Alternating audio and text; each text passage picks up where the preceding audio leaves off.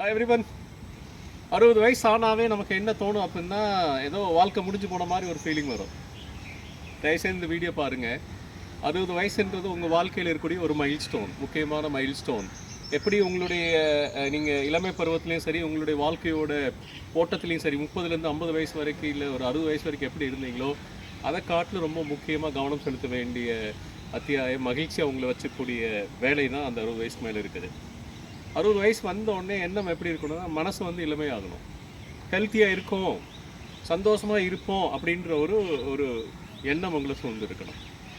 அப்போ என்ன வேணும்? முதல்ல ஒரு எக்ஸசைஸ், ரெகுலர் எக்ஸசைஸ், வாக்கிங், மூச்சு பயிற்சி, இதெல்லாம் வந்து ஒரு 90 நிமிஷம். ஸோ உங்கள் நாளை நீங்கள் ஷெடியூல் பண்ணும்போது 90 நிமிஷம் அதுக்காக பண்ணணும்.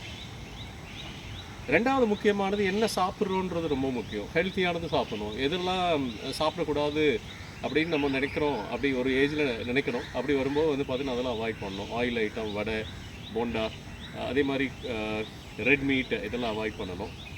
உங்களுக்கு வேறு ஏதாவது ஹேபிட்ஸ் இருந்தாலும் சரி, அந்த ஹேபிட்ஸ் என்ன செய்யணும்? நிறுத்திடணும். அதுக்கான தருணம் தான் இது.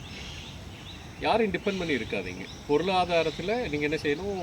உங்களுடைய சொந்த காலில் நிற்கணும். வீடு வச்சுருக்கீங்களா? மேலே கட்டி என்ன செய்யுங்க? வாடகை கொடுங்க. வாடகை வாங்கி வாழ்க்கை ஃபுல்லாக என்ன செய்யுங்க? அந்த இன்கம் ஜென்ரேஷன் வச்சுக்கோங்க. இல்லை நீங்கள் வந்து சம்பாதிச்ச பணத்தை இன்வெஸ்ட் பண்ணியிருக்கீங்களா? அந்த இன்வெஸ்ட்மெண்ட்லேருந்து ஈல்டு எடுத்து என்ன செய்யுங்க? வாழ்க்கையை நீங்கள் நடத்திக்கோங்க. உறவுகளோடு நீங்கள் என்ன செய்யணும்னா பயணம் செய்யணும். அந்த பயணத்துக்கு இப்போ வந்து காலகட்டமாக அப்படி இல்லை. நீங்கள் போய் கூட இருந்து செஞ்சு அப்படி கிடையாது. ஒரு விடுமுறை நாட்கள் வருது, ஒரு அவங்களுக்கு வந்து பார்த்திங்கன்னா ஸ்கூலில் ஒரு ஹாலிடேஸ் வருது, இல்லை உங்களால் அங்கே போக முடியுது, தள்ளி இருக்காங்க, குழந்தைகள் தள்ளி இருக்காங்கன்னா அங்கே போய் என்ன செய்யுங்க? டைம் ஸ்பெண்ட் பண்ணுங்கள். மேக்ஸிமம் ஒரு வாரம், 10 நாள். மறுபடியும் என்ன செய்யுங்க? உங்களுடைய பேரடைஸ் சொந்த இடத்துக்கே திரும்பி வந்துடுங்க.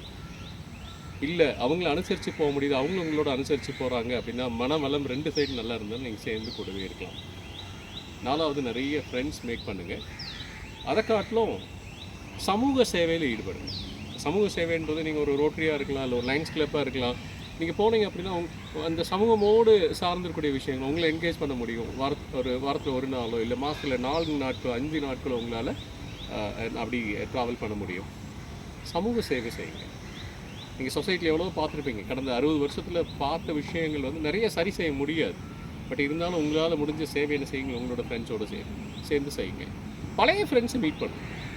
ரொம்ப ரொம்ப முக்கியம். அது ஸ்கூல் ஃப்ரெண்ட்ஸாக இருக்கலாம், இல்லை காலேஜ் ஃப்ரெண்ட்ஸாக இருக்கலாம், கூட ஒர்க் பண்ண கொலீக்காக இருக்கலாம், நெய்பர்ஸாக இருக்கலாம். அவங்களோட ஒரு கனெக்ட் பண்ணுங்கள். அந்த பாண்டிங் க்ரியேட் பண்ணுங்கள்.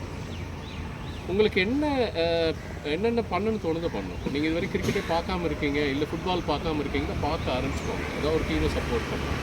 இதெல்லாம் பண்ணிங்கன்னா 60 வயசுக்கு மேலே நீங்கள் தான் ராஜா. நீங்கள் ராஜாவாக இருக்கீங்களா? வாழ்த்துக்களுடன் பேராசிரியர் கருப்பசாமி ராமநாதன்.